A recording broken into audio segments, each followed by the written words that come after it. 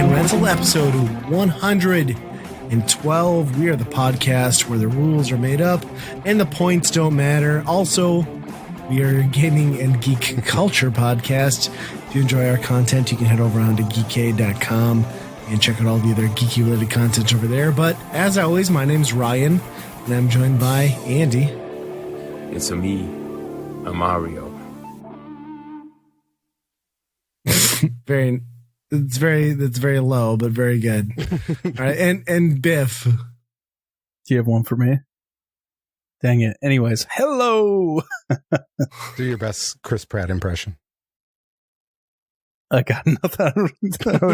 He's like, what's a Chris Pratt? Yeah, I was like, what does he sound like? He sounds like a normal white dude from... No idea who Chris Pratt from is. North Dakota, so it's us. Yeah. Roger that. Mm-hmm. Another episode. We're back. 112. That's a long time. I'm using the right mic this time, which is, I don't know if it makes the sound any better, but it can't hurt. Still right? looks stupid. Oh, gee, God. This guy's just full of the insults. You guys should have heard the pre-show. You wonder why Andy and I just feel shame in our daily lives. It's this Biff guy. He's like, no, I'm flexing on you. That's right. What's up? So he has to wear that shirt on top of it. That's now you're messing with the duck cunt dog. Oh man. So it's an exciting month, guys. Is it? November.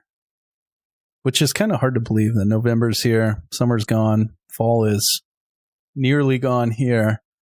Winter's upon us, but I wanted to talk a little bit about Xbox Game Pass, and a lot of people are saying that November is kind of one of the biggest months that Xbox is going to have, and so there's a list of a whole bunch of games on Game Pass that I kind of wanted to run through and see if you guys are excited. I mean, obviously, let's talk about the big one.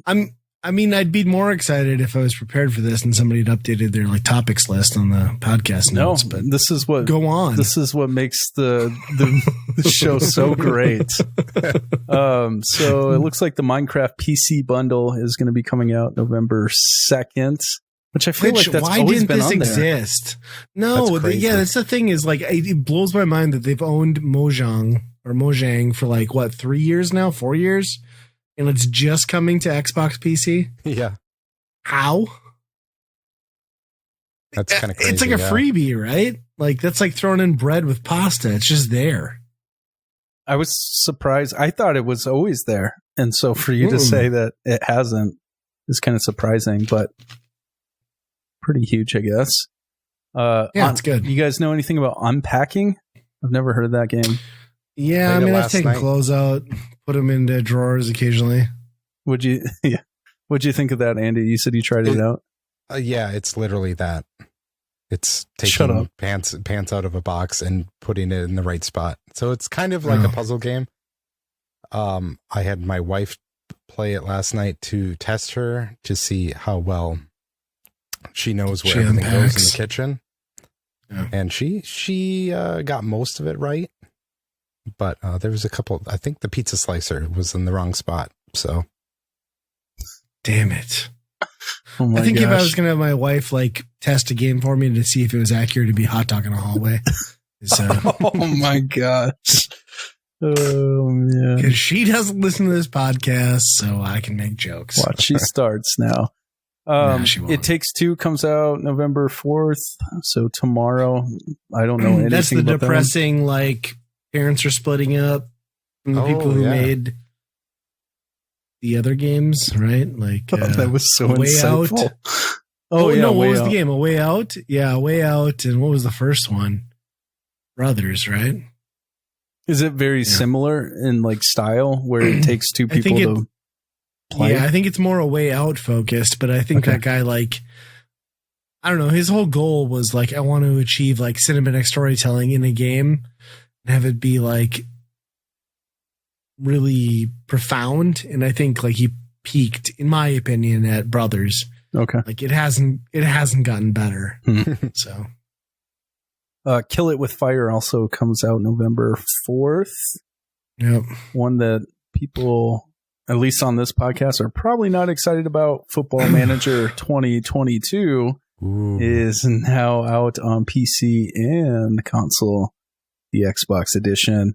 Here's the big one. Obviously, Andy, you're probably peeing your pants over this. November 9th, I believe, Forza Horizon 5 is going to be released, and that's a day one Xbox Game Pass release, which to me seems like a pretty hefty release, right? Yeah, I mean, that's the one I'm most excited for, probably for maybe the whole year. So. Yeah. So I have that pre-downloaded already and waiting to experience that, see what kind of upgrades. I'm not a huge Forza Horizon guy like you are, so sure, I'll drive around for a while, crash some cool cars, and then move on playing Football Manager 2022. It's not even the good football either. Grand Theft Auto San Andreas, the definitive edition. No, don't do it. No. That's the broken Xbox 360 port. Like, just torch that with fire because the trilogy's coming out soon. Yeah. Yeah, don't play that. Anyone listening, don't download that and play it. It might be the trilogy. Nope. It isn't, huh? Yeah, I'm not going to give him any credit. I don't know for sure, but I don't think so. I bet it's the 360 port. I'm so tired of remakes. Why? I mean, it makes no sense for them to release that ahead of the trilogy. Like, there's no way. Yeah, right? if it's not out before, or if it's coming on Game Pass before the trilogy launches, that wouldn't make sense. No, yeah, and it is. I feel like there's been a million releases of San Andreas. Oh, right? Yeah. It's it's up until 5, it was the perfection. Like, that's a great game. Yeah. But I don't know if it's great after modern conveniences, I guess. So where did that fall in the Grand Theft Auto list? When was that released originally? Was it early 2000s? PS2. No. So like, well, I mean, yes, early, but 2004, 5, 6, maybe. Yeah, it was the end of the console life cycle. Oh, okay. Yeah. There's enough of those. Because 3 launched at the beginning of PS2, GameCube, and Xbox era, and San Andreas was like tail end of that console run. Was there a Grand Theft Auto on the GameCube? No, none. No. That's when Nintendo still had a moral compass. So they were on the Game Boy.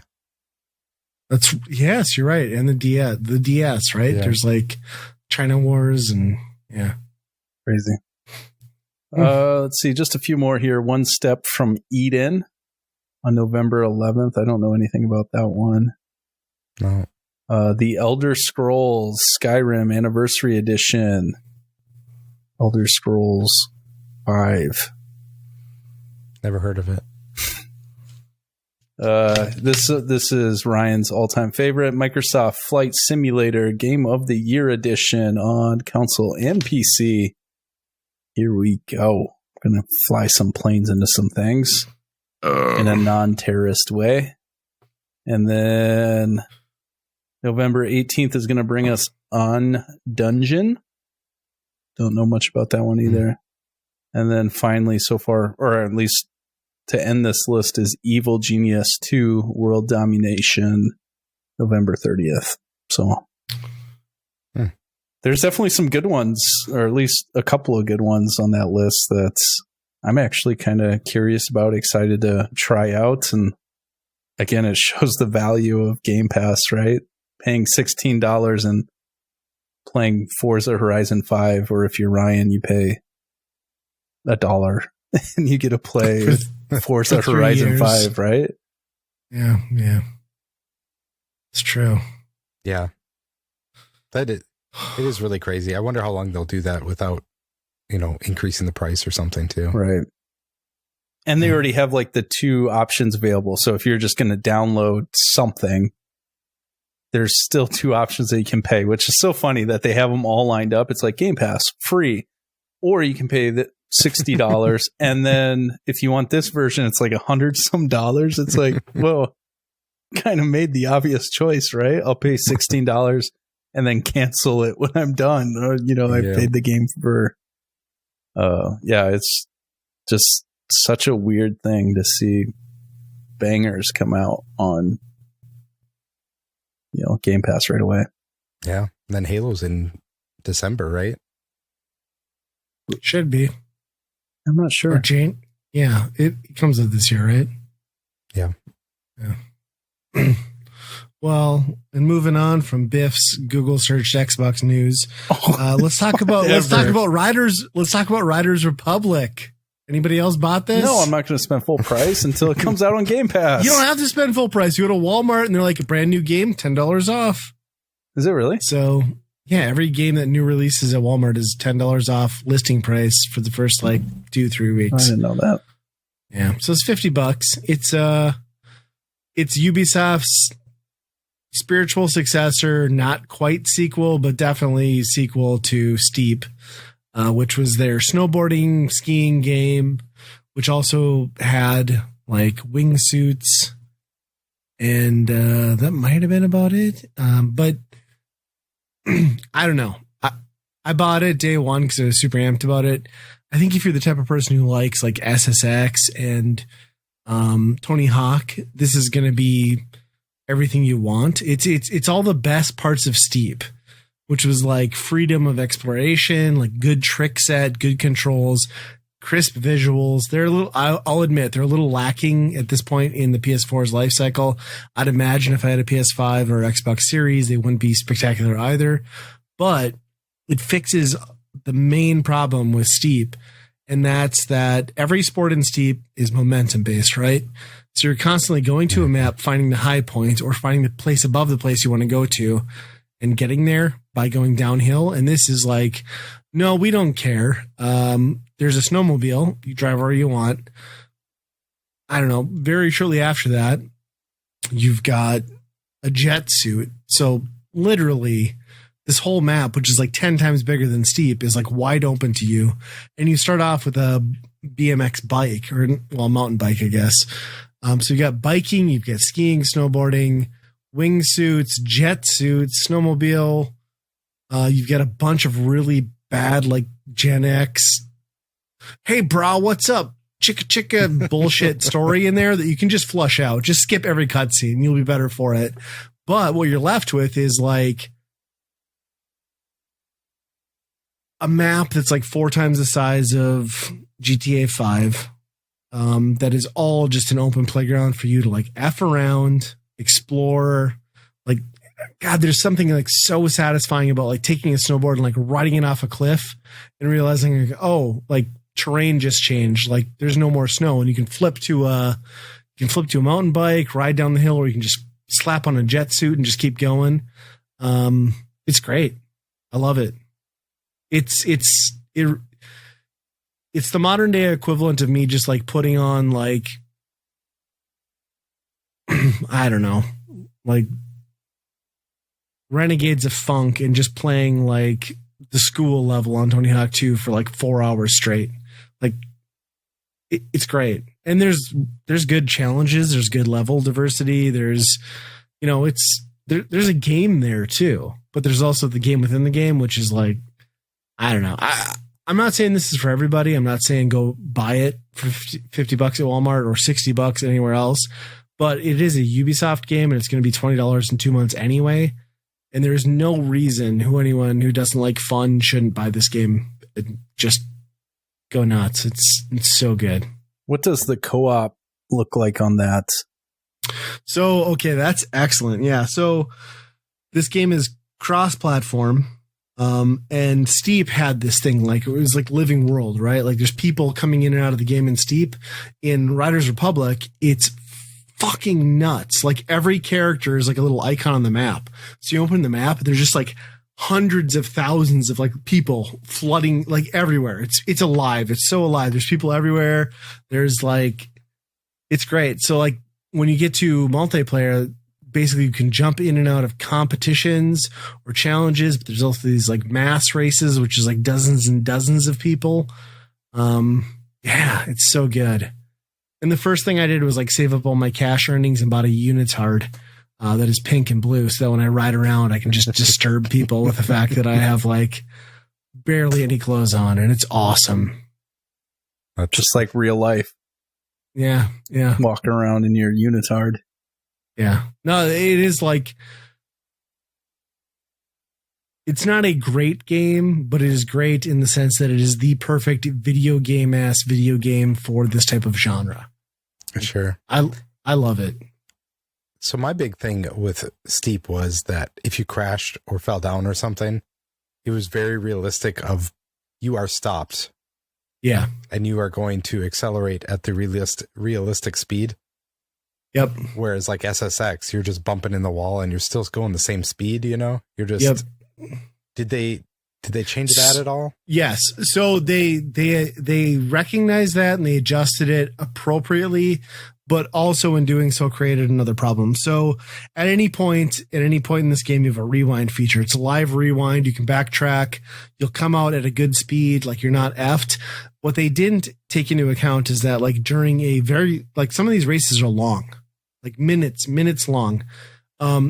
If you F up at a critical point, you need to rewind in a live event. They did not take into account like just like quick resets, like the last checkpoint, right? There's no checkpointing system. So that rewind feature, amazing, but in an event can just cripple you. Like you're basically better starting off, you know what? So like they missed the opportunity with something like Trials, where it's like you can hit that trigger, like you're back at the most recent reset. Yep. And so they like kind of fixed that, but then they kind of screwed you at the same time, right?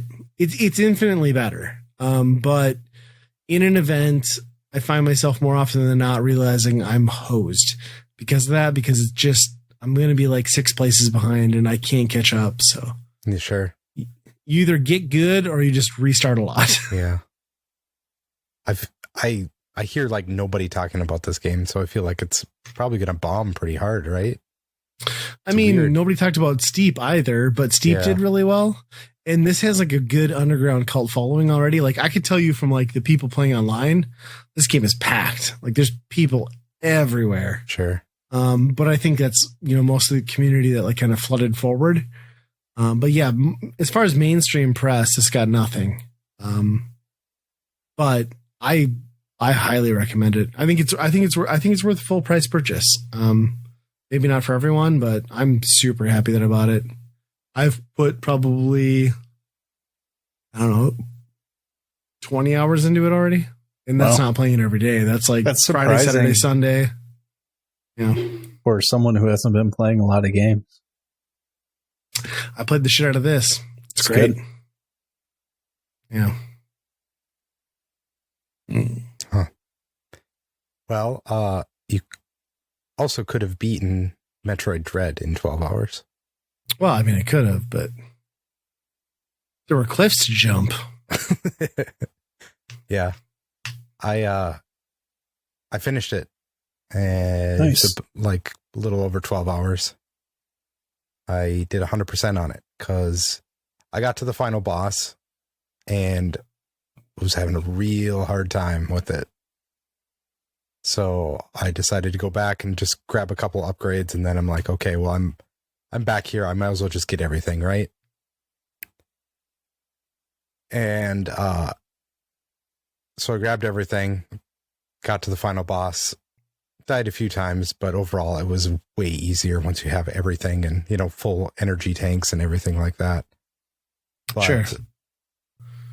I will say, if you're going 100%, the hardest thing in that game is the Shine Spark stuff. So this is like the speed dashing thing, which is on your stick. You have to click in your stick while running.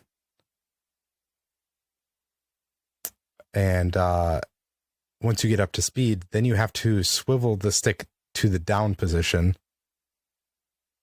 And that holds a Shine Spark. And then you have about maybe 10 seconds, 7 seconds to get to a spot that you can just like unleash it and then just fly in whatever direction that you're pointing.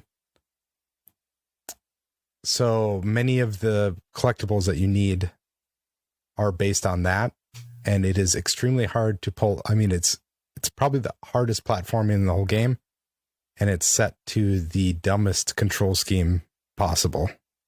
Yeah, it sounds awful. It's terrible. Yeah. And there's a few of those puzzles where if you have to shine spark like at a slanted slope, because then you can keep running again and then press down again to save it and you get another one. So you have to like chain these together, like 5 of them in a row, just to get to, a missile tank or something like that.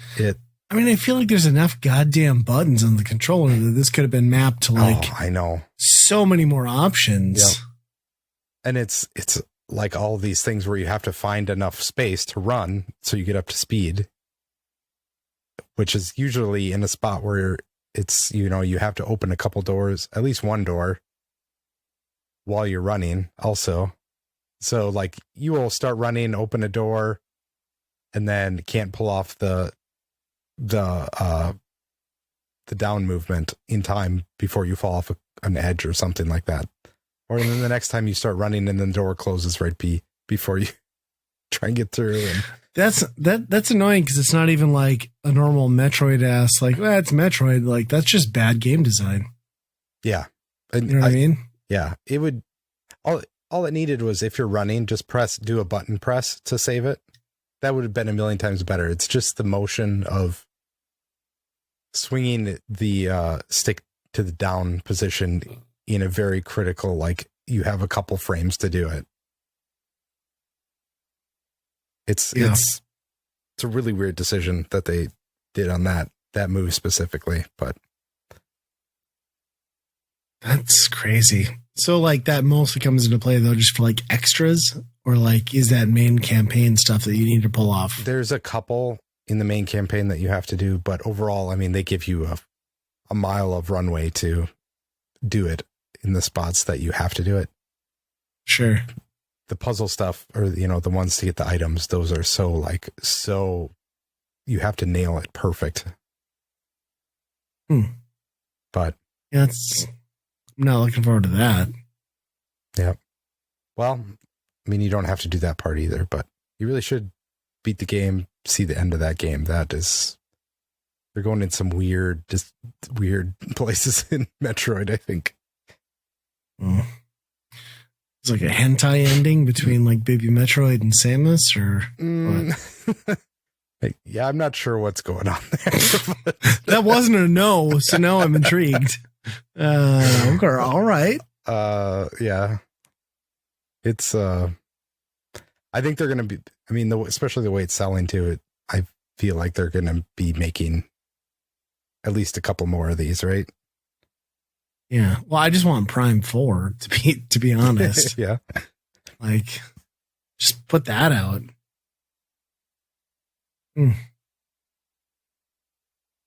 Yeah. Well, it's a good game though. Congrats on beating it. Yeah.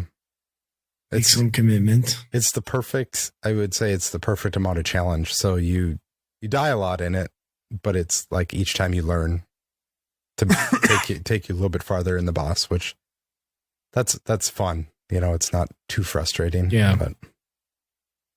Oh, cool.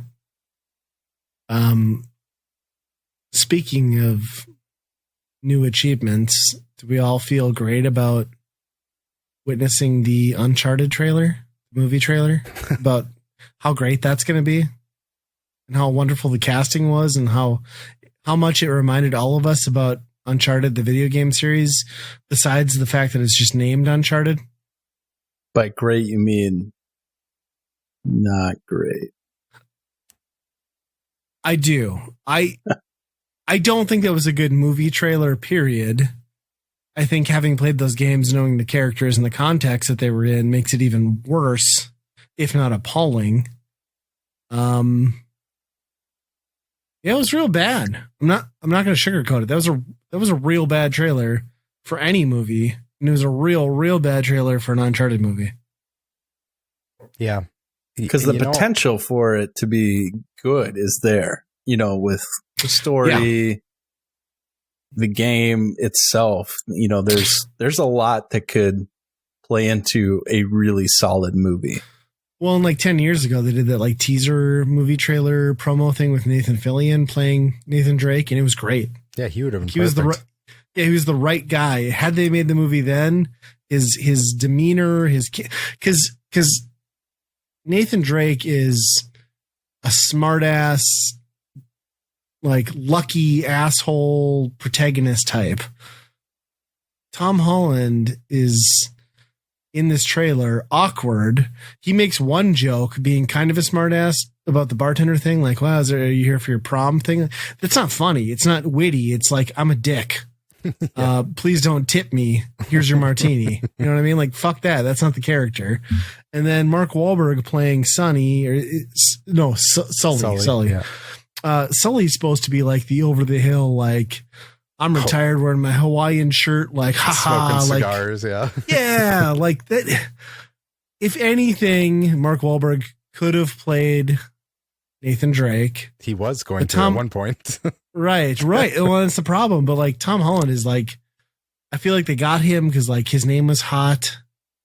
He's in these Marvel movies, but like he's not going to draw people into this who weren't already into the game. So they wasted their money and like rep on that. And like what they showed was just,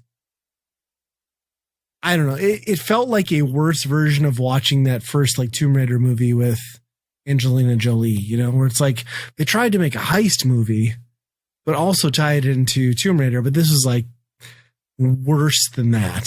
You can't even be like, this is an okay, dumb budget, like, haha, like action movie flick. This just looks bad. Yeah.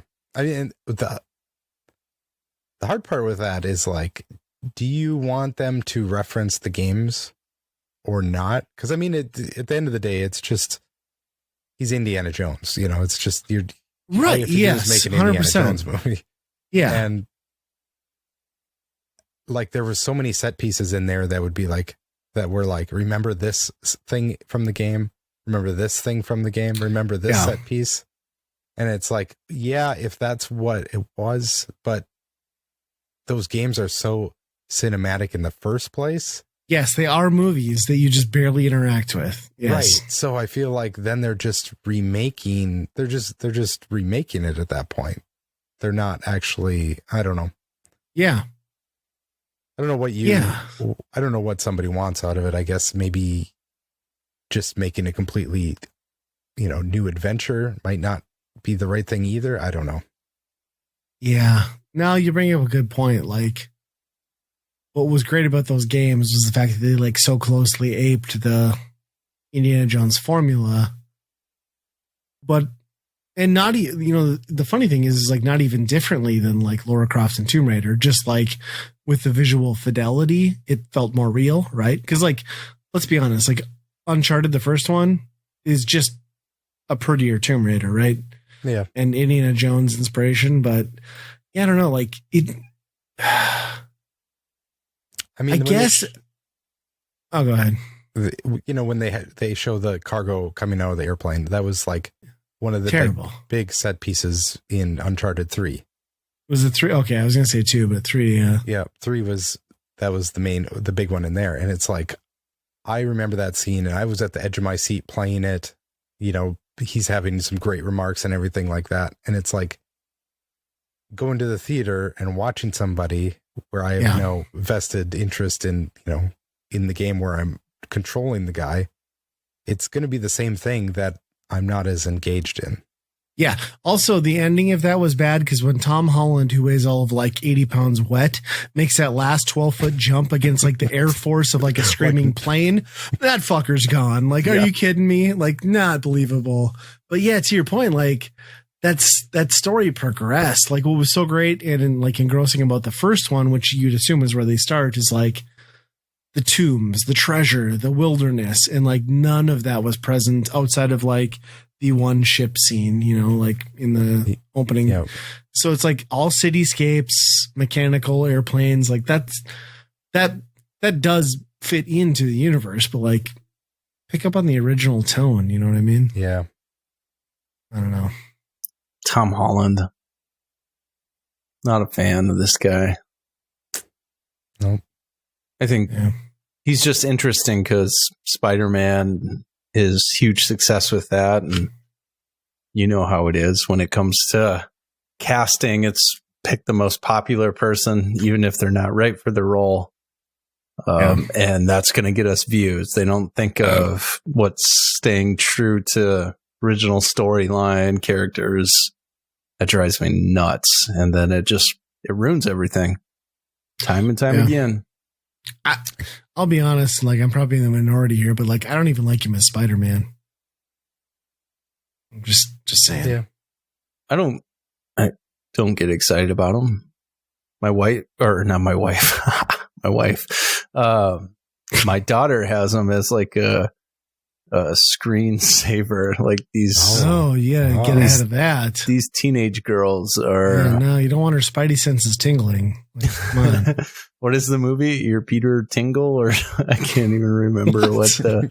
Yeah, it's in the new Spider or the Homecoming, whatever. And they're like, "Hey, you know your Peter Tingle. You got to get your Peter Tingle on." And he's like, "What? Oh my God. Peter Tingle? You mean Spidey sense? No, Peter Tingle. Go get your Peter Tingle." Oh my God. Yeah, Tom Holland. Not good. No. It looks like a big piece of shit. Honest. I mean. The thing's they've been trying to make it for damn near a decade, so yeah, it's gonna have some issues, I think, at the end. Yeah. Well, speaking of a decade, like we touched on it earlier, I guess we could have segued back then, but like GTA Trilogy, Andy had this on your list. We talked about it a little bit in the Xbox. It's officially announced, rumored forever. What are you thinking on that? I mean, I guess the biggest thing is like even back then, their controls were a little behind the times. I remember even in San Andreas shooting it's like we've gone beyond this type of aiming and shooting, and so it sounds like they're fixing that, and they're just putting in GTA 5 controls into that, which is makes good. All the difference. Was it that big of a leap? Oh yeah. It's still a lot of like duck and cover though, right? Yeah. Was it? Because I feel like all the Grand Theft Auto games like rely on the like duck under, pop up, auto aim like aspect, like Red Dead does too. You know what I mean? Like it's a lot of like let the auto aim assist you, but like it works, but it doesn't ever feel like super rewarding. I don't know. Yeah, maybe I'm crazy. If I remember right, it was one of the shoulder buttons to like lock on or something like that, which was kind of didn't work very well in the first place. Sure. And then shooting was on the square button. So it was actually using a face button to shoot, which is a weird thing to think about. That's true. Yeah, I didn't think about that. Yeah, you're right. So triggers for targeting and shooting that does make way more sense. Yeah. And I played a lot of 3, and Vice City was the one that I never really put a ton of time in. Oh, that's the best one. Beat it. So good. I know that's what a lot of people say is that's the San Andreas is great too, but you gotta beat Vice City. Yeah. I think I would be into Vice City just because of the tone. I mean, San Andreas was so good because of all of the, what they had. It was just like a huge amount so many systems. Yeah. System on system. So much ambition in that game that, even 5 has a hard time keeping up with it, I think, in some spaces. But yeah, Vice City, I think, probably has the right tone. Yeah. Well, even like San Andreas, I don't even think that tone is necessarily the thing. It's not who's talking about the Crips vs. Bloods anymore, Right. Well, you can go get like a chicken McNugget and then go get jacked in the gym. So that's all I did in that game was like had no shirt on, tattooed myself up and down, and just like worked out in the gym every day. So it was like the biggest like dude on the screen. So good. Yeah, I'm excited for it. Like, I think it's a tough thing. Like, I'm excited for it, but like, I'm not, because you can't go back to what those games were from where they are now and like really love it in the same way. But that said, like, if any trilogy, and it's so influential, deserves like at least a facelift and like an easy, convenient, quality, hopefully ported way to play it on modern consoles, like it's those games, right? Yeah. I wonder if they'll keep the cheats in. God, I hope. Like the hot coffee mod. Oh yeah, I don't know if that'll be in, but it'll be in. But just like all the cheats to be like, give me a tank right now and all that stuff, like. Yeah.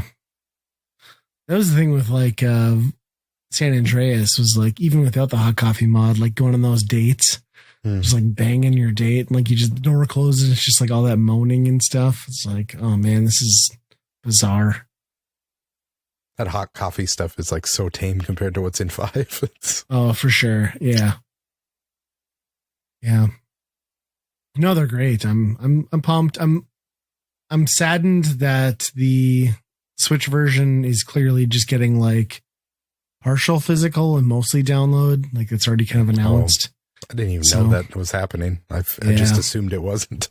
Yeah. The cover art is like requires online download. So, you're getting like a third of it at best. Yeah. But it's going to be cool to see. Then Biff could get caught up. He's never played one. No, I have very little experience with GTA. How are you with hot coffee? Love it. It's delicious. All right. Yeah. Yeah. No, I played just bits and pieces of 5. Haven't really got into anything.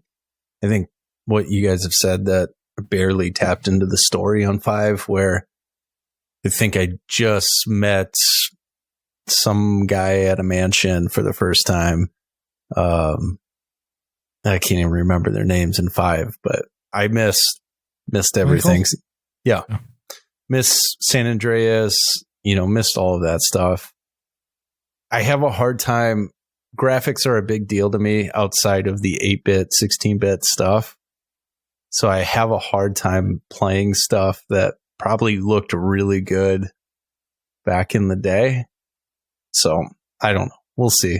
We'll see if I jump in, if it looks good or whatever. Is 5 drastically different though than San Andreas? Yeah. Is San Andreas like a free for all like 5 is, or more structure? No. 5 is, you can make your arguments, but like 5 is the epitome of what the game has done, or the franchise has done so far. So like everything else is good, but it's all point in time, and like it's definitely a step back.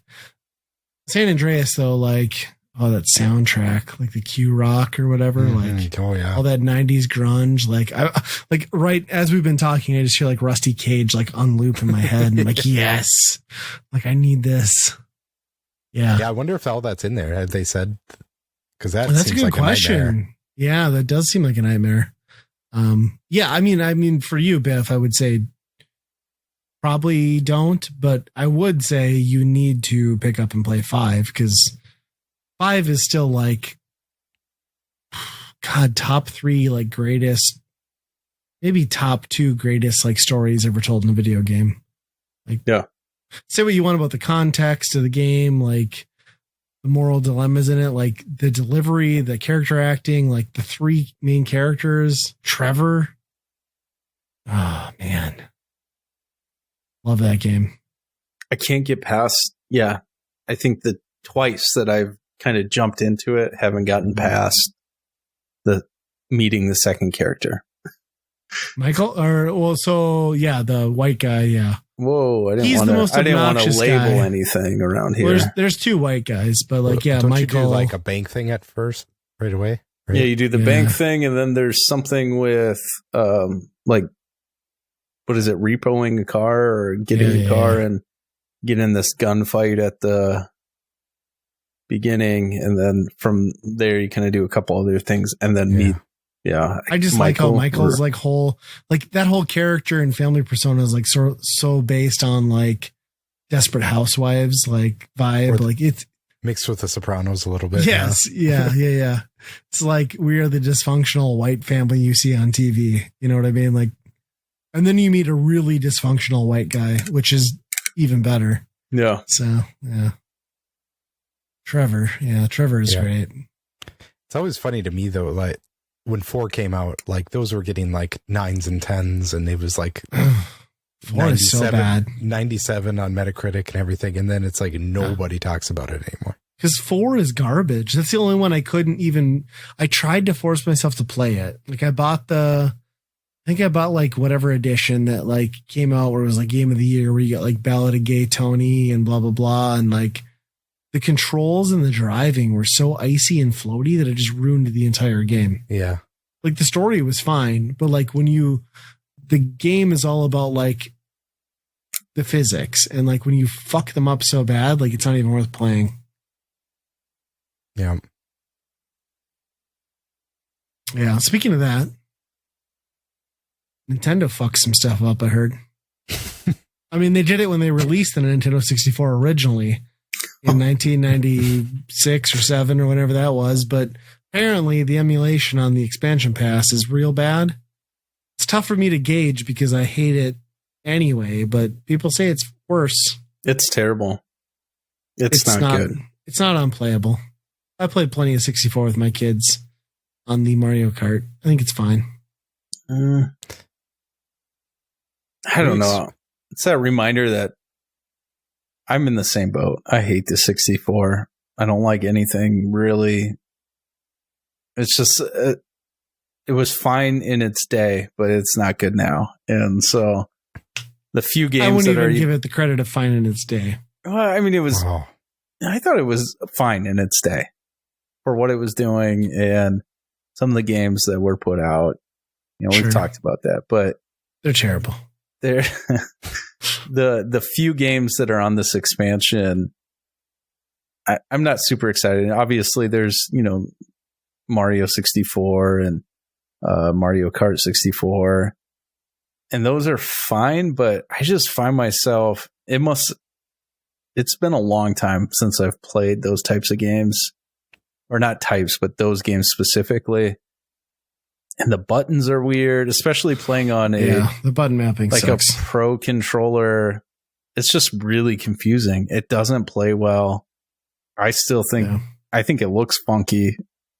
It isn't something that I want to go back to and play. I mean, it's a technical challenge to operate and like configure the like tri-dildo controller of the 64 to like modern day consoles. You know, it's like, well, there's just not enough dicks on modern consoles. How do we map these buttons over? I don't know.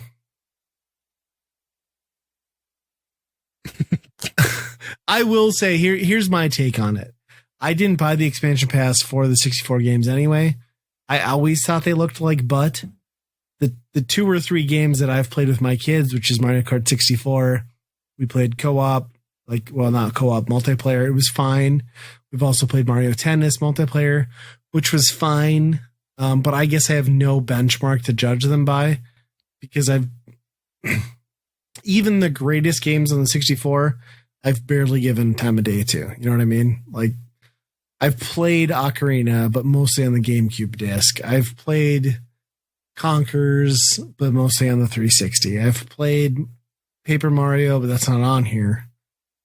So I don't know. I feel like I was going to complain and not like it no matter what. I just think it's funny that people who love it are complaining even more than like I thought they would have, which I don't know. I don't know why you'd complain about something you pay so little for. So it's so cheap. It's so cheap. It's not like it's 2 or 3 times the normal price of Nintendo Online. So it's just a deal, you know? That's the thing. Yeah, people forget it's basically free. I mean, mine's free. Yeah. Well, and I was going to have to buy 2 DLC passes for Animal Crossing anyway. So technically I'm getting it free this year. So sure. Yeah. I'll have it free next year too. The Genesis game. Well, we'll see about that. Yeah, we'll see how long that lasts. The Genesis games are great though. And I love that when you put the Genesis Mega Drive up, it just does the whole Sega, which is nice. That's almost worth the $50. Yeah. You killed that singing, by the way. Thank you. I've been working on that. Good. I wonder how many people are like, with the ones that were jazzed, be like, yes, I will pay that just for 64 games, and then be like, oh, That's not what I thought. Yeah, this isn't how I remember this. Right. And I think the game choice is really interesting. I feel like 64, GoldenEye go hand in hand. Like, you would think that they would make it happen because it was so big. That's not an option. You know, it's the Mario Kart, Mario 64. There's one I haven't even heard. I can't even remember what it was called. Yeah, but it's just there. In my mind, there weren't really any bangers. Was there any like the rare stuff, like Donkey Kong 64 or no Banjo-Kazooie or any of those? I suppose Microsoft owns everything other than Donkey Kong, so.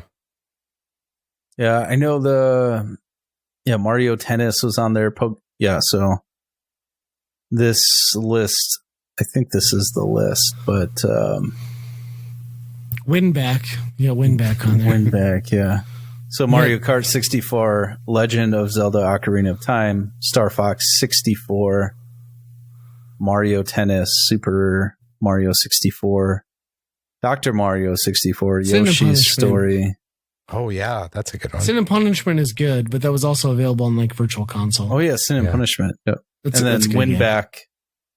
That's one I never heard. Winback. Yeah, because it's a piece of shit game that costs like $2 even today. Yeah. Like how that ended up on there, I don't know. I've never heard of it, but you're lucky. Yeah. But when it comes to those games, yeah, some of them are pretty known, but the ones that we were drawn to were not these. I guess in my mind. PlayStation Classic taught us anything, it's like some generations are just not worth revisiting. I don't know. If Nintendo like invested in an engine that just like upgraded the graphics of a 64 game, I think that would do a lot. I mean, Zelda still is a great game and still plays pretty decent on that controller and game, but it's so muddy. Everything looks not great. Yeah. I mean, to give them credit, the online integration for multiplayer is great. I hate Mario Kart 64, and my son was like bitching about it the whole time too. He's like, "This is an ugly ass game." I'm like, "Yeah, son, this is factually the worst." Were Mario those Kart. his like verbatim? He might not have had the ass, but he's like, "This is the worst one." He said, "Or his These aren't even 3D models." What the hell? What I was like, "I agree, son." But we can play them all locally, like on the couch with our Switches. So, did you just use that as like a life lesson to him? You're like, and this is why we don't play the 64. Oh, he knows. He's seen Dad. the controller. Okay, Dad. Yeah. He's. I've trained him well. I don't want to hold that thing in my hand. No, that's weird, Dad. Right. But Jaguar is the real 64. Right. Yeah, it's true. I just get that song in my head now. I did hear something about this, so this new Mario Party just came out, which is like a lot of the 64 Mario Party boards in there, which is probably why the Mario Party is not on that service, right? Because they want to sell this thing. Allegedly, it might be leaked that it's coming out. Okay. Huh. Anyway, in this game, you can use the 64 controller. So you can... So there's some type of adapter? No, for only $200, you could get 4 Bluetooth controllers directly from Nintendo to play this on your Switch, and what he's saying. Yeah. Oh my God. For the low cost of a Switch Lite, you could do this. Yeah. I wonder how many of those games are in there, those ones that make you, like, turn the stick as fast as you can. I saw some asshole on Twitter. It was like, yes, the worst controller of all time. I love you. And it was like they'd ordered the official one for the Switch. I'm like, why? You just shit on it, and you paid $50 plus shipping to have it brought to you, and you're never going to use it because it's awful. I wish they would have done the same thing as what they did with the other ones, where you can slide it on as a Joy-Con. That'd have been great. That would have been great. The thing I've never understood about the N64 controller was like, all right, you did it. It's the first console with an analog stick. But did Nintendo not have any research and development? Did they not put this into any test groups? Did like 50 people not say like, this is bullshit, this doesn't work at all, like this is a terrible control? How did they come to the conclusion? They don't need to because they have Nintendo. How did they come to the conclusion that a trident, which essentially makes either the stick or the D-pad irrelevant, was like the way to go? I think it was like they made the analog stick and everything like that, and then they got up to like Miyamoto or the higher up guys, and they're like, well, where's the D-pad? We gotta have a D-pad. We're Nintendo. So then they're just like, oh shit, let's just make another third leg. Yeah, that's plausible. It's for a friend. They hold that. I hold these. We're good. No, we made the analog stick far too out of the middle one to insert it into your anus. That would be painful. Good job, Nintendo. I don't know. Yeah, I've never understood. Like, somebody's got to be the first one, right? But like, how do they get it so wrong? Like, to me, like the person who got it wrong should have been Dreamcast, right? It's like, yeah, we got an analog stick, but we totally didn't understand how like 3D games were actually going to work. And you need to, like, that's the logical first fumble. They're so far off the 64 controller that it just like kind of boggles my mind. Yeah. I mean, the camera thing, they put the camera buttons on like a D-pad. They already had the D-pad. Why couldn't the analog have been there and the D-pad could have been, you know what I mean? Yeah. To your point, like the story of like, well, we needed a D-pad. It was there. Yeah, that would have been better. I don't mind the 64 controller all that much, but I think a big upgrade would have been if the C buttons were where the D-pad is and the D-pad is. Yeah. Also, I didn't know you were an insane person, but all right. It's not bad. It doesn't make sense. Like three of them in 3 pillars, it doesn't make sense. But it is absolutely bad when you're playing it. It doesn't feel that bad. It's ergonomic. The thumbstick, that analog stick is the equivalent of like says. A freaking mushroom hanging out of a. I don't know. Like, that thing is bad. A crooked mushroom? No, a mushroom, not a crooked. I mean, it could be a crooked mushroom. Crooked mushroom. That's what I call my peener. You've never played a Ouya, so that's a bad controller. That's true. I almost bought an Ouya. Oh, Fire sale at Target. It was $60 for the Ouya, or $60 for Grand Theft Auto 5 remastered for the Xbox Series or Xbox One. And I bought it for the Xbox One. So. Huh. I just watched a video about the Ouya, and they were talking about how the top pillar game, the best-selling game, was Towerfall. Right, which has been on everything. Yeah, that's like the main game that came out of that, and they sold 7,000 copies on the Ouya. Oh my lord, really? Yep, that was the best-selling game on the whole thing. It's a good game. Oh yeah, But I'm sure they put that on PlayStation, probably sold that many in the first 30 minutes, you know? Yeah, for sure. Yeah. The forgotten. Ooh, yeah. Well, I mean, it'll be more fondly remembered than whatever the Amico pretends to become, so. I was listening to a little bit of the story about how, like, the packaging for those, like, physical games, there's no, like, literally the NFT just redirects to a website that's not built yet, and you can scan them through like the packaging. I guess somebody questioned Tommy about it, and he's like, no, we have things to mitigate that. Like, after like a brief pause, but it's clearly like, oh, he had no fucking like, we need money desperately, so we definitely don't have the means or the forward thought to like accurately prepare for this. So yeah. Well, so one last random topic, but I suppose we can move into the quiz. But like, I just wanted to touch on something that I thought was kind of interesting. And like, if anyone's listening to this podcast, they may have picked up on this, but like, I'm a massive, I guess, for the sake of like a US audience, Silverchair fan. And their lead singer, Daniel Johns, is kind of like always been this like mysterious dude. Like in Australia, those guys are like the Beatles, right?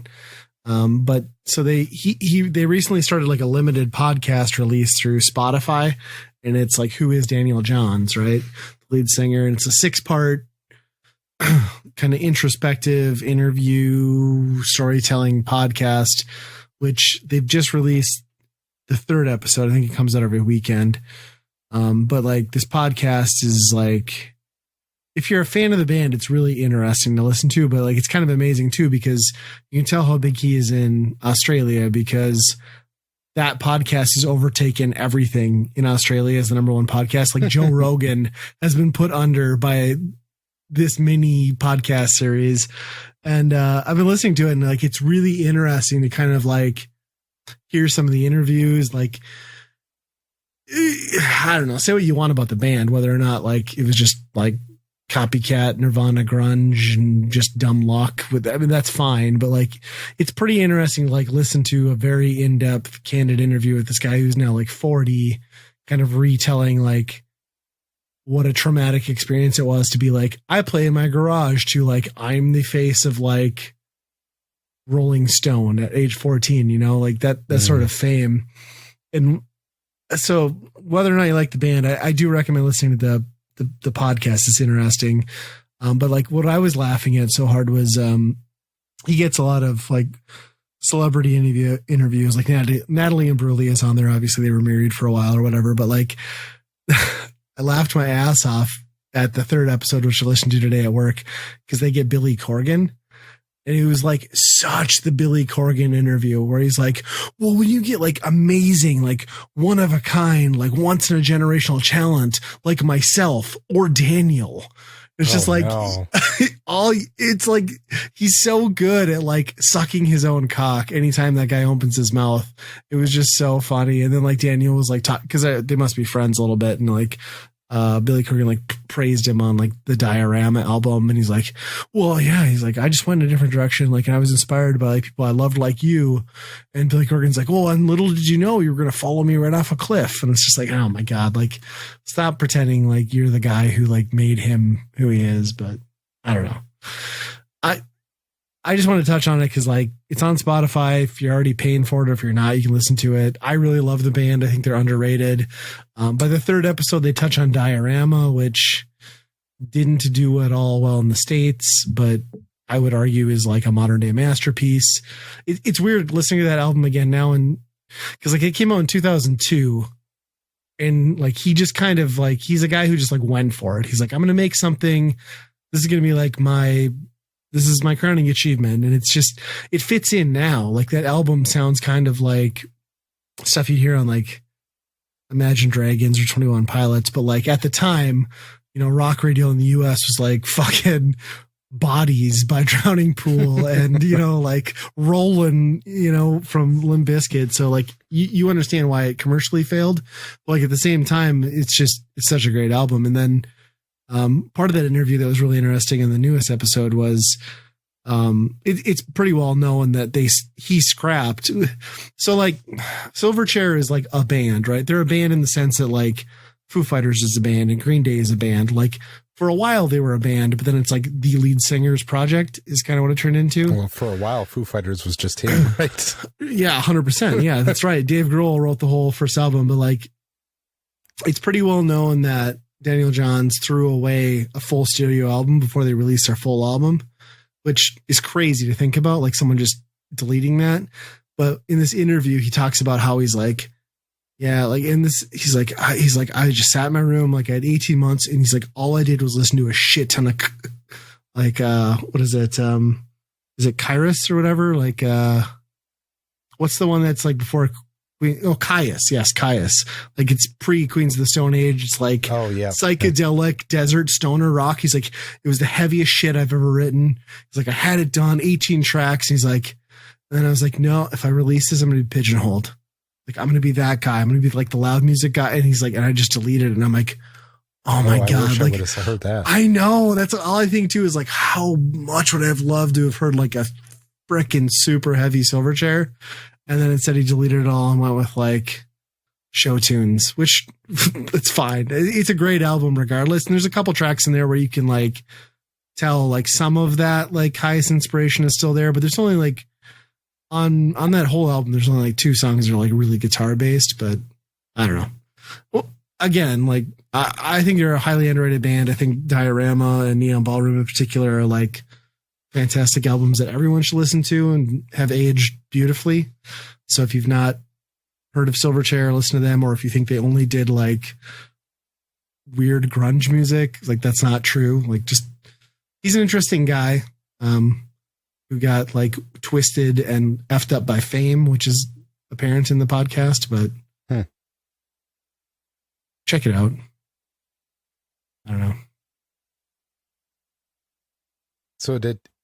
So like you said, he's really famous in Australia, but does he like live there then? Is he like still like he's still in his hometown. He bought like a beach house and nice. Huh. Yeah. Never really left. And he kind of became a shut-in, and like that's pretty well known, but like you hear more about it in this interview too. Like, yeah, he basically like just couldn't. I mean, he was like to the point where like if you stepped out your door, people were trying to like rip parts of your hair and clothes out to like. So like, yeah, he just kind of became like recluse. You know what I mean? It's really weird to hear him, and he's pretty well documented for like the mental stress that they played on him. Like Diorama is like, well, so Neon Ballroom, he had anorexia like horribly. Like the guy weighed like 90 pounds, but then by the time they released their 4th album, Diorama, that album basically like doesn't exist because he couldn't tour on it because of like the arthritis that came as a reactive result to him recovering from the whole like eating disorder and anorexia thing. Like, so basically they never toured. They released like this fantastic album and they did like 8 shows ever. And then the band didn't do anything for many years. So yeah, I don't know. And then they had one last album in like 2007 that is basically like, I'm very rich and I can do whatever I want and people will like it. And they did in Australia, but like it didn't do well anywhere else. Sure. So they're past their put out an album and probably get on a chart anymore. 100%. Yeah. I think their last chance for that would have been like him keeping the Caius like route. Like, cause there was one US single for like their 4th album, but like that didn't even really do anything. Huh. See, like, I think they could fart in a can and call it Silverchair and it would be number 1 in Australia, but I don't think anywhere else it would. I feel like, you know, like Queens of the Stone Age, that type of music, especially that band, gets a lot more respect than the genre that they play. Mm-hmm. So I think that there would have been room for him to, you know, be like doing something like that and just and still be considered artistic, you know? Yeah. Yeah. Yeah. I don't know what it is. Like he really just kind of like, and it's a good album. It really is, but it's clearly like commercial suicide. Like, but you know, but then I listen to it now, like that album in particular, and even like Neon Ballroom, and it's like, well, My Chemical Romance pulled it off of Black Parade. Like that is absolutely batshit crazy and not commercial friendly, and that still worked. So I think had MTV and a record label poured millions more into it, it could have been the same thing. It's tough to say. Yeah. I love the band. Are they the greatest band ever? No, but do they deserve more listening than people give them? Yeah, probably. So it's just kind of an interesting like evolution through their discography because it's like angry kid, fucked up kid because of fame, like total batshit crazy because of fame. So it's like their discography is less about like music as it is just like the evolution of a psyche. You know what I mean? Like it's kind of a wild like thing to watch. But he's not a dad, so he can't do like dad rock or. No, yeah, you can't do dad vibes, which great transition because I listened to that bullshit today because I was like, oof. Well, they called it Limp Bizkit Still Sucks or whatever. So I listened to it and that's sure more Limp Bizkit that I didn't need in my life. It's not the worst thing I've ever heard, but it's definitely forgettable. Yep. Yeah. There are a couple tracks where they like shit on themselves for being like, there's a whole like track where it's just like dissing on like what a terrible band they are and how much Fred Durst sucks. And he's like part of the back and forth, which is Yeah. Yeah. It's not a comeback album as much as it is of like, we realize we're mediocre, washed up, but we still want to make some money album. Yeah, Like that's what exactly. 100%. Yeah, they embraced it wholeheartedly. Yep. You wouldn't change your image like that unless you were going for that type of vibe. Yeah. Yep. Yeah, they're like, dad vibes will make it into the rotation of every tour we do from here on out, but all you're going to hear is Nookie and Rolling pretty much, and like, we're okay with that. Yeah. Well, that's why you would go. Yeah. I mean, would you? Who went back then? So I don't know if you heard this, but the lead singer of Smash Mouth basically like got kicked out of the band. Yeah. Yeah, it was good. I mean, he did the Hitler salute to an audience. Yeah. Yeah. That obviously like that one was like a bit too far where you can't even laugh. Like it's like this guy just has a major just drinking problem or something where 100%. Yeah. But then I started going down a hole of all the other times that he was fucking around on stage. And there was like one where like somebody threw a hot dog at him and he was about ready to just go in the crowd. He could not let it go for about 10 minutes about finding the guy that threw a hot dog at him and kicking his ass. I wish I was the guy that threw the hot dog. You know what's hilarious is the only time I've been at a live concert where I've seen something similar happen was Hootie and the Blowfish. Back in like cracked rear view days, somebody hucked like a full 40-ounce like can or like thing of pop with like a Slurpee lid on it at Hootie, and he just like stopped the show, picks it up and like pointed at the guy. He's like, "It was you. I know it was you." He's like, "We're all trying to have a good time. Why would you do?" It was just like, dude, like you're the most he's basically like the Mr. Rogers of rock at the time, and he just like shut this show down. Dave Matthews' brother. Yeah, it was so funny. Yeah, he's like, "I'm Darius Rucker now," and he left the stage. Right. I'm done. Maybe his biggest mistake was like the 4-hour long encore. Like, yeah, we all wanted 2 more songs. I didn't sign up for freaking 90 more minutes. Man. No, thank you. It's a problem with jam bands. Like, they just don't know when to stop. They overstay their welcome. Mm-hmm. Well, speaking of music. Well, we got to settle this. What is the decider on Wario? Because technically, I chimed in first. Oh my gosh, I'm so done with this. Because you cheated. I've asked 2 people, and they said whoever finishes first should have the point. Bullshit. Believe me, I finish every time. However. But he guessed Zelda, not the character of the game. And we gave it to him. Right. Yeah, but he still got that because it actually worked. Through dumb luck, just like I said Wario first through dumb luck. Oh, gosh, the person that's up complains the most. The person who cheats. We're already starting like this, fine. and we haven't even started the game. You guys got to send me the link again of that. So Captain Falcon and Wario are still in play. What? Yep, just took them off back on the. You took both my points away. Well, you only have one.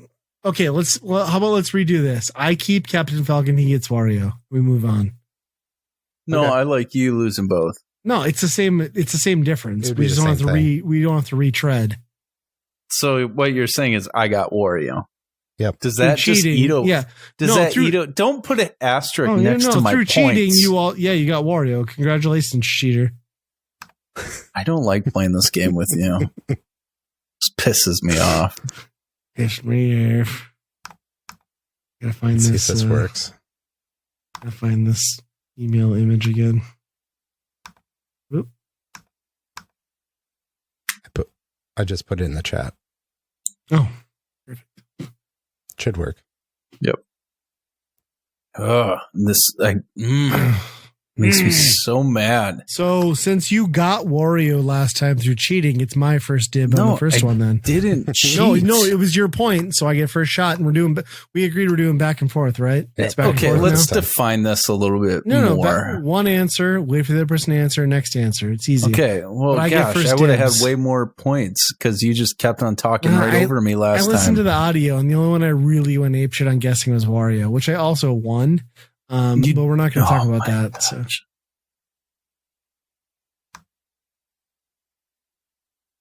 Can't see the look of disappointment on Biff's face when I look at this on my screen. All right. First up, let's go. All right. Let's get this booted up. I hate you. Hate your family. That's uncalled for. That's the only way I could throw a punch is bring your family involved. Your family is gonna fucking squad kick your ass. We're gonna curb stomp the shit out of you, Biff. You wait. You watch your shoulder. You watch over your shoulder. Just Ryder is just beating me. I got that little fucker all trained up on nunchucks. You're gonna wish you never brought this on yourself. Take that skateboard across his face. Let's go. It's gonna be rough. All right. So I did throw some trickier ones in. So. Oh gosh, they're already tricky to begin with. I mean, unless I'm Biff and I get Donkey Kong spoken word in my tunes. You know what? Shut your butt, okay? Shut your butt. Cheater. I have to admit, I didn't think it would have made it to the point where he said Donkey Kong on that song. I hate this game. I like to add it on my rap too. Oh, what was that? Okay, ready? Song? Yep. That's it. I'm screwed. Okay. Okay, Ryan's up.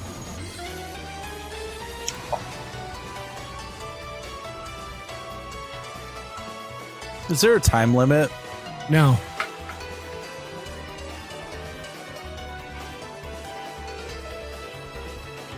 Robin. Nope. So now I get a piece of this? Yeah. Okay, wonderful.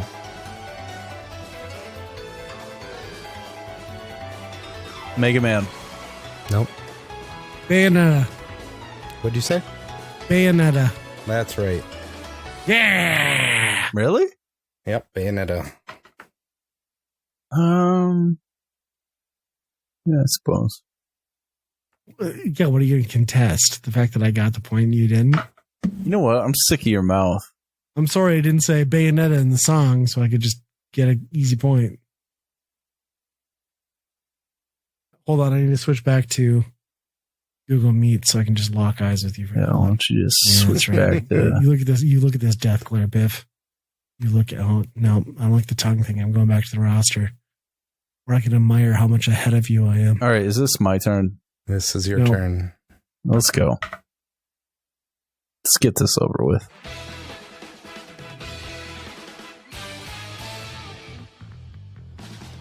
Ooh, funky.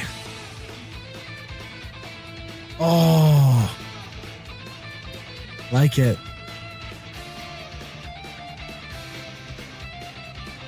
Meta Knight? Nope. I know it, but I don't know it. I know I've heard it. Fox? Nope. Oh, I do know it.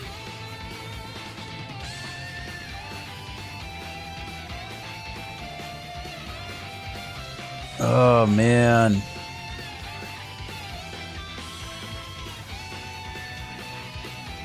Ryu. Nope.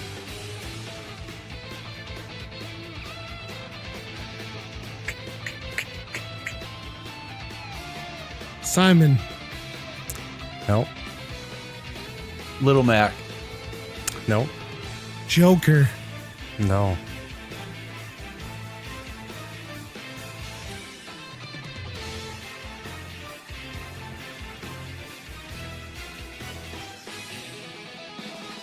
It's definitely a remix.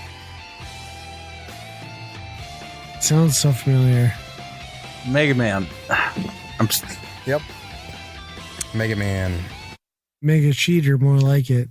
How about I got a mega wiener, so shut up. Insert laugh track here, please. Before I mega wiener something.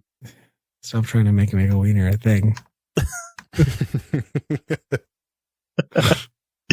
Oh, man. I really wanted Mega Man. I kept on going back to that.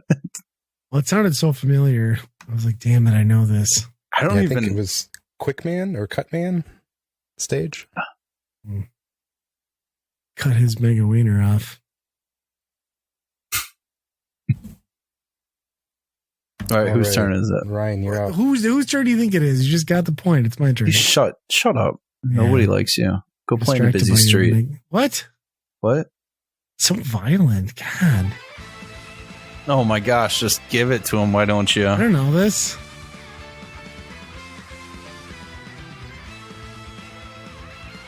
Simon. Nope.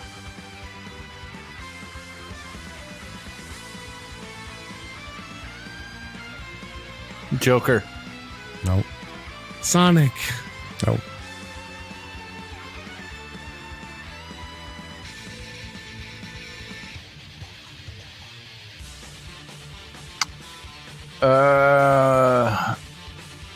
I'm gonna go with Little Mac. What? Oh, it's too hard for that. Ridley. Oh, that was a good guess.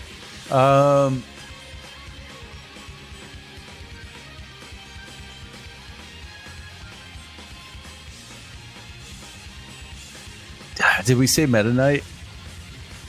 It's not Meta Knight.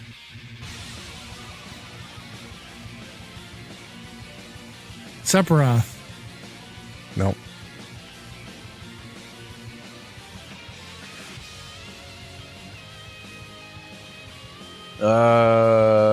Cloud. I don't even know who Cloud is. Final Fantasy 7. Same as Sephiroth.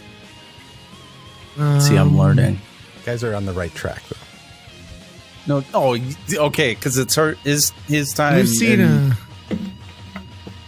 Nope.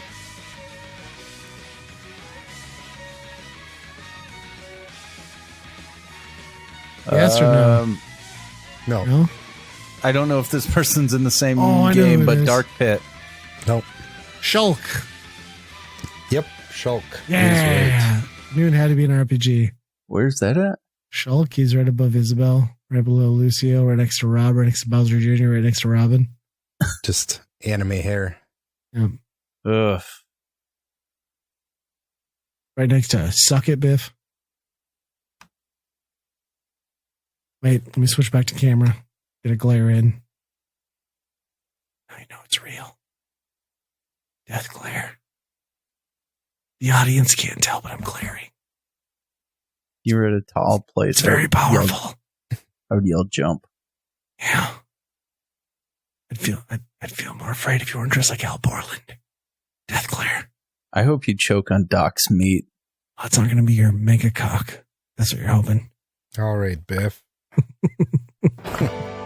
No, it's Ryan because he got point, right? No, it's you.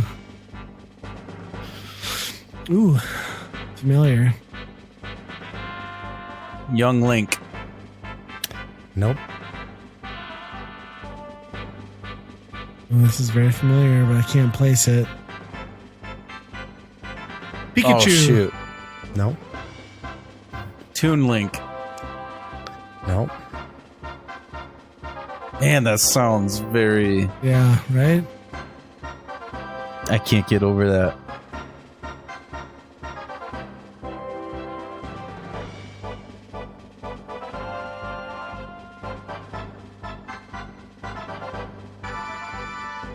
Fox. That's right, Fox. Yes. I was going there. And not fast enough. Yep. Star Fox main theme. Yep. Am I winning? Nintendo. No. Am I even close? I mean, I feel like this is just going to become a giant shit show as we progress through like the other 40 characters that neither you or I know. So it could be anybody's game, right? All right. So Biff's up again.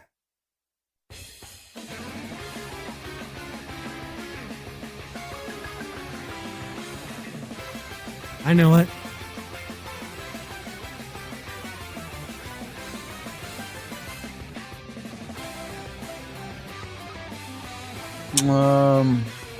Oh, it sounds super familiar.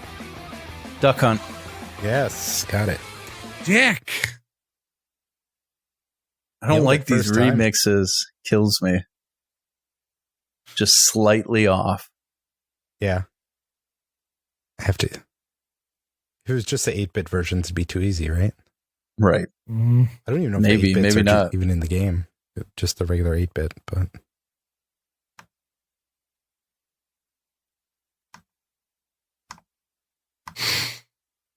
All right, Ryan.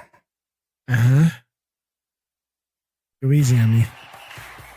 Oh, gosh. Gwen Stefani. I don't know if I know this. I mean, I know it, but I can't place this.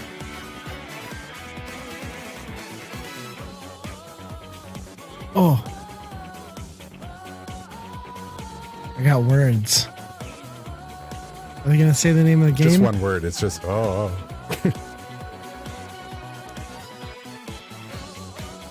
Oh, God. It's Ming Ming, that stupid twat. Holy shit, you got that. Fuck that game. Wow. That's amazing. How did you Garbage do that? ass. Because it's the trailer music for that shit game. Oh, man. I thought that would be one of the hardest ones in the whole thing. Sadly, the garbage burned itself into my brain. I'm not proud of getting that first try, by the way. You are arms Stan. For sure. Sadly, in the 3 or 4 hours I played it, it's probably more than like 90% of the people who own that have played it. Yeah, probably.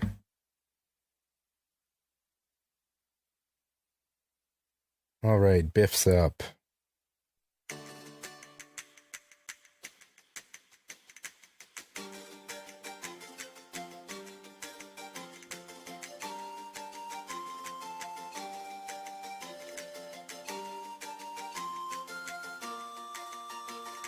Oh, man.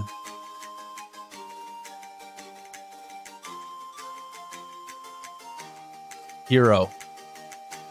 Nope. Good guess. Young Link. Nope.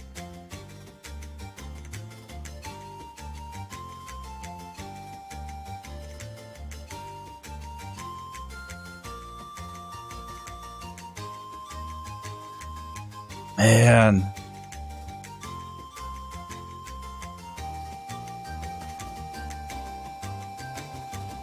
Palutena. Nope. Cloud. Nope. Joker. No. Lucina. No. Villager. No.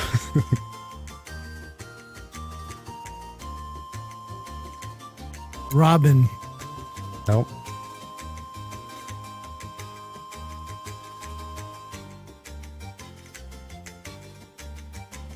Olimar. Nope. Lucas. Nope.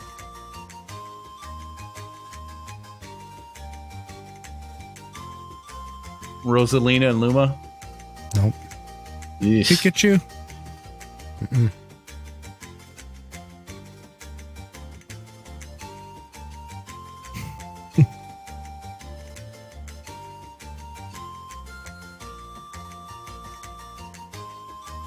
Roy.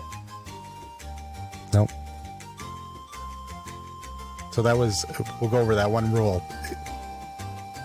They have to, What? the character has to be in the game that the song is in, other than Pokemon and Fire Emblem. Those can be a free-for-all.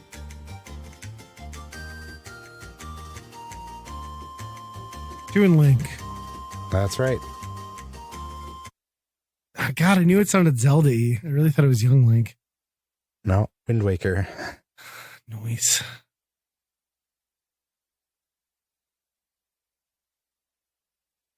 Where is he? Right in the middle.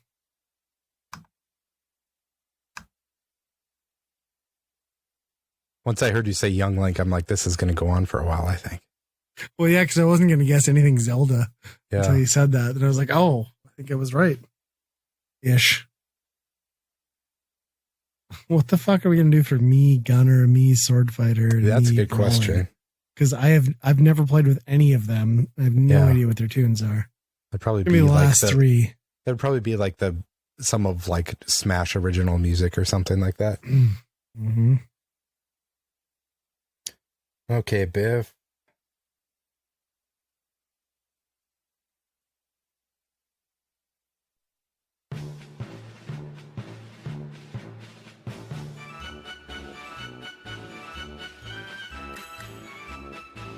No, man.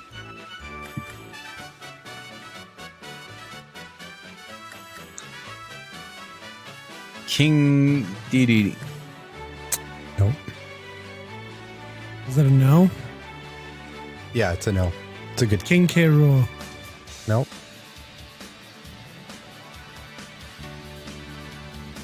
That took a shift really quick. Yeah, that's definitely a remix part of it. Daisy. Nope.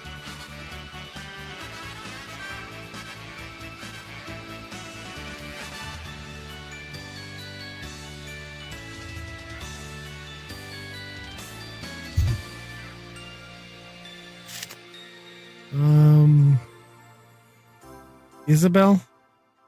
Nope.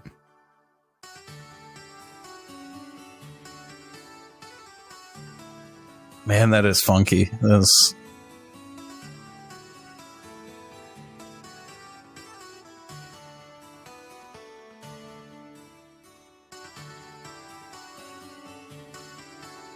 Jigglypuff. Hey, it's a Pokemon. That is no Pokemon that I've ever. That was a guess. Nailed it. His correct name's Jigglyfuck, by the way, but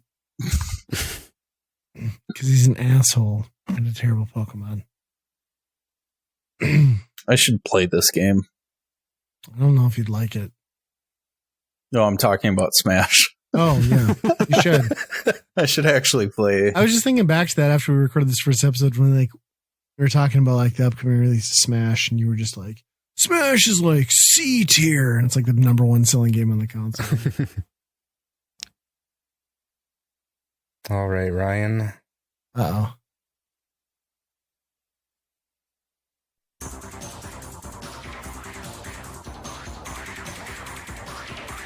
Man, this doesn't sound anything Nintendo. Ridley. Nope. No?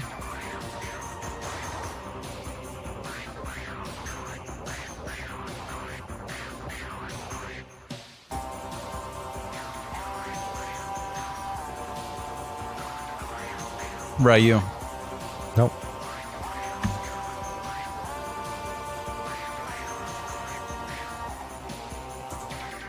Lucas. Nope.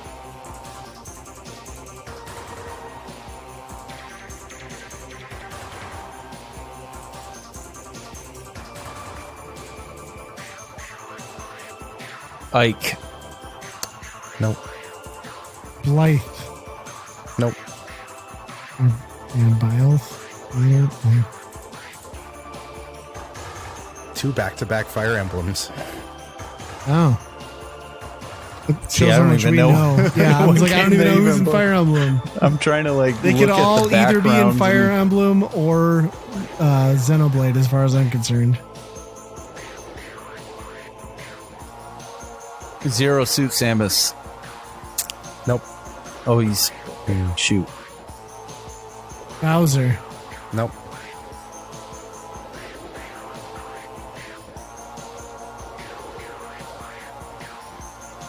Man. King Rool. K. Rool. Rob. Nope. Oh, that was a good pick.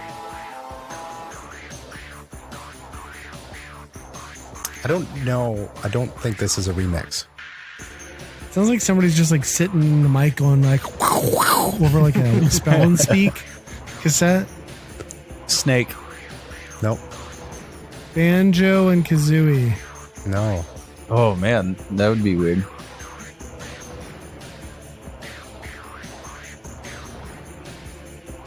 Meta Knight? Nope. Eventually you'll get him with that. Kaizuya or whatever. Tekken guy. Ooh. Nope. Not quite. Damn. I could see that being a Tekken song, though. Yeah.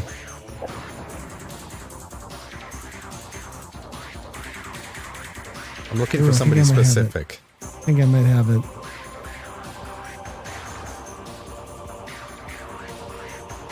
Dark Samus? Yeah, got it. God damn it. It was like Metroid. Yeah, it was very Metroid. But but I went with Ridley and figured it couldn't be Metroid after that. Yeah. Well, I depict something specifically from Prime 2, right? Did you? Yeah, since that's where he's from, Dark Samus. Okay. One more? Let's see here. So Biff got that one. Let's get the listeners up to speed. Where are we at on score here? Let's see. 1, 2, 3. Biff has 10. I have 10.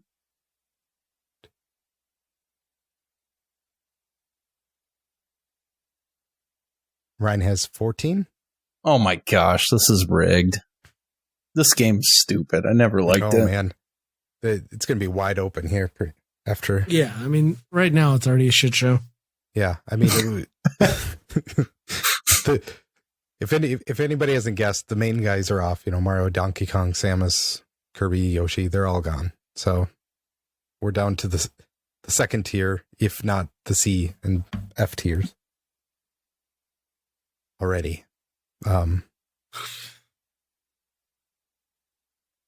All right, Final Ryan's one? up. All right, hit us with the tiebreaker.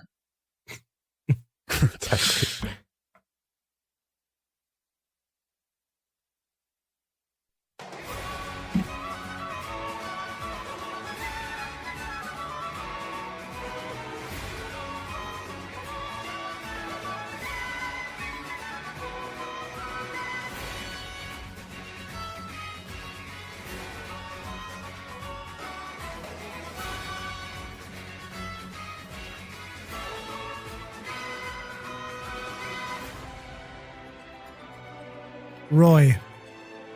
Fire Emblem. Yep. Yes! Well done. Suck it, Biff. Oh man, you find so much joy in this. You said Roy? Crushing guess it you. doesn't matter. I did say Roy. Yeah, well, anyone. I don't know who any of them are. It's just like, it sounds Linkish, but it's not Zelda. So, RPG. All right, how many we got left? Way too many. Ugh. 5 more tonight. Tonight to keep going? Yep. Oh, we're not done. Okay. Yeah, we got Damn 5 more. I got loaded up. So Okay.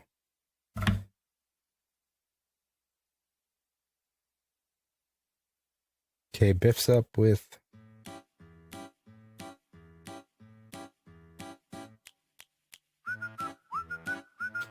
Just picture this as a soundtrack to Biff and his wife making love.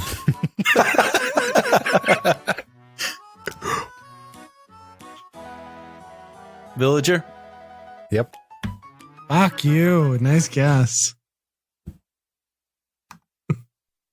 Now I want to see a porn with that as the background track. Guy in the corner whistling.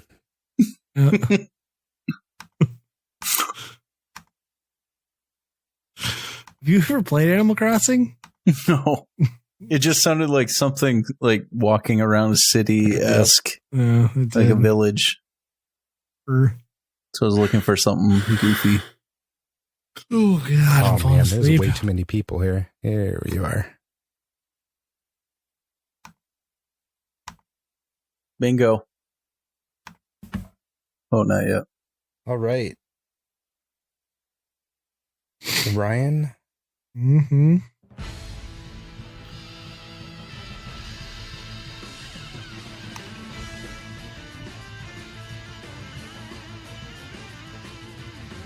Ridley. No. No? No. No. Damn. Terry. Nope. Sonic. Nope. Oh, good guess.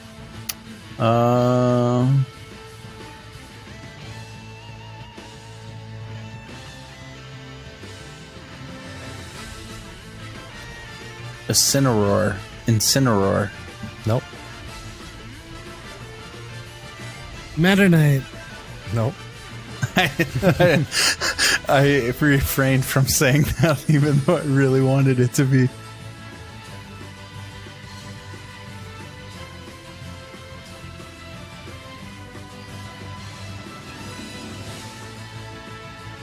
Oh, shoot. I don't know what game this person's on. Joker. Nope. Dark Pit. Nope.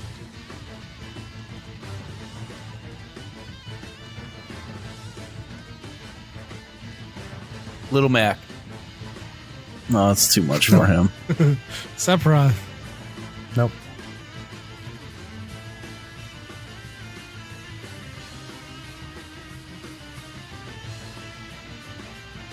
Simon? Nope. Richter. Nope. Oh, gosh.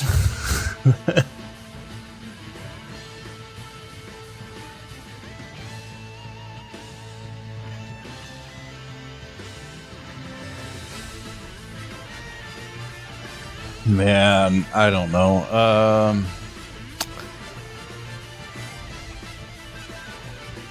I'll say it's one of you has mentioned a character from the same game series. Okay. Oh, Go for it, Biff. Cloud. Nope. Mewtwo. Nope.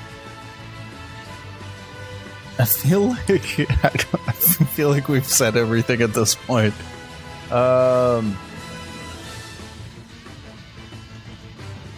Pikachu. Nope. Areola Grande. Bowser. Nope. Ooh. I don't know.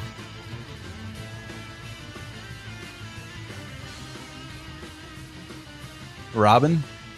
Nope.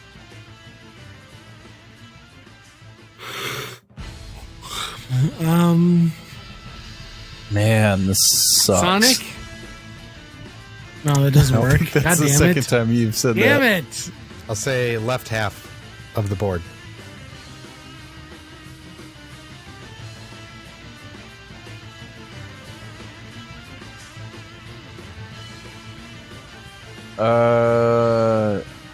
Chrome? Nope. Lucas. Nope.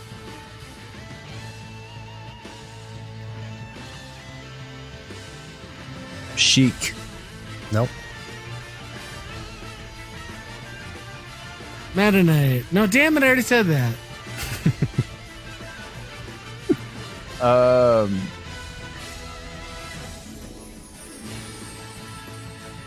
Richter. Nope. Steve. Nope.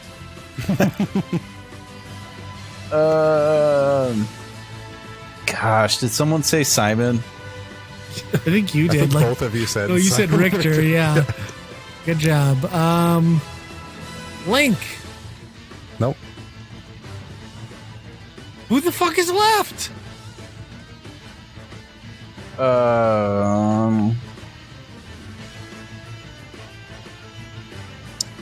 Palutena. There it is.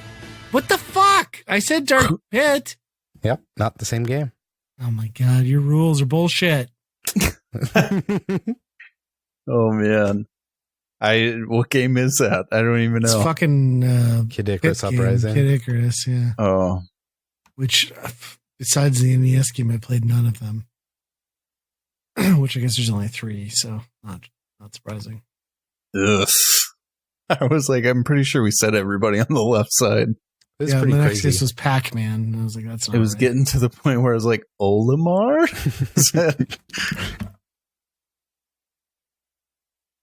Okay, Ryan's up.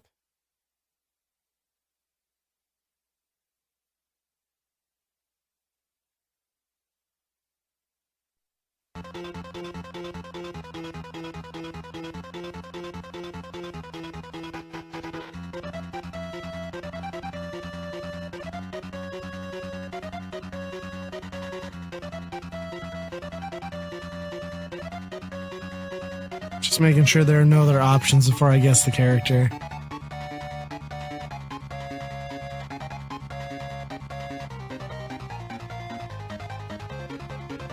It's Meta Knight. Nope. Pac-Man. Nope. Oh, King Dedede. Yep. Ooh, good catch. I'm like, I know it's Kirby, but I thought that was the only one. I thought I heard a little bit of the like Pac-Man theme in the background. Close guess. It's very primitive. Ooh. Okay, we got like one or two more. Yeah. Okay, Biff. I know it.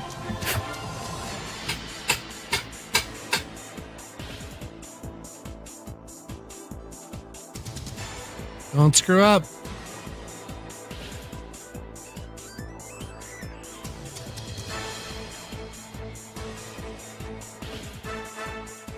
Zero Suit Samus. Snake.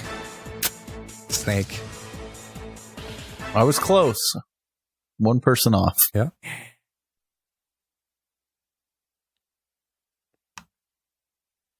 That one's Don't kind of a mess key. up. Like all the Metal Gear music is like, okay, that's obvious. Yeah. That's Metal Gear. First 2 seconds was like, oh, I know this. CPU. Sora. Steve. Solo battle. Okay, I think this might be the last one for today. Click to add speaker notes. All right. If, good luck.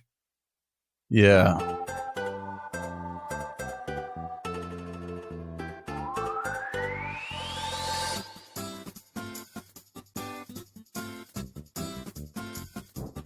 Ness. Wow, nailed it. That's crazy because that was going to be my first guess too. Just like shot in the dark. Like, this sounds like Nintendo, but I don't know it. So Yeah. crazy. What game is Ness from? Earthbound. I was trying to test Biff. Oh, sure. Damn it. Earthbound. Nailed it. Oh no, it's Mother. You're Mother. both wrong. Mother 2. Well, Mother 64. Motherfucker. No, sorry. Well, let's tally it up. Where do we leave off so that everyone knows the crushing defeat that Biff is facing? Biff has 12. Uh-huh. I have 13, by the way. Liar. Okay. And Ryan has 17. But I have 13. Okay. 1, 2. I believe you. It's a lot to count for already of a busy screen. Again, the rules are made up and the points don't matter. So Oh, yeah. none of this really matters. No. Bragging rights for many hours in a car together. We all know how much you love ARMS now, though. Oh God! Yeah, min. That's impressive. The fact that was burned in my brain shows the trauma inflicted on me by ARMS. Oh my gosh! In the rage at paying for the DLC pack 2 and getting that as my first character. Yeah, that was a pretty bad first one. But the whole second wave was shit. As far as I mean, I can appreciate that my kids love Minecraft Steve, but the rest of it I could just. Yeah. Especially with the last asshole, Sora from Kingdom Farts. Like, I could give a shit less. Yeah. Well, I think that's another episode, right? That's another episode. I got the crap kicked out of me, and we'll see what the next episode brings. Make sure you're sending us emails. Let us know where you're at. Maybe you're crushing us both. Send those emails to weekendrentalpodcast@gmail.com. Make sure you're following us on our social medias. That would be Twitter and Facebook.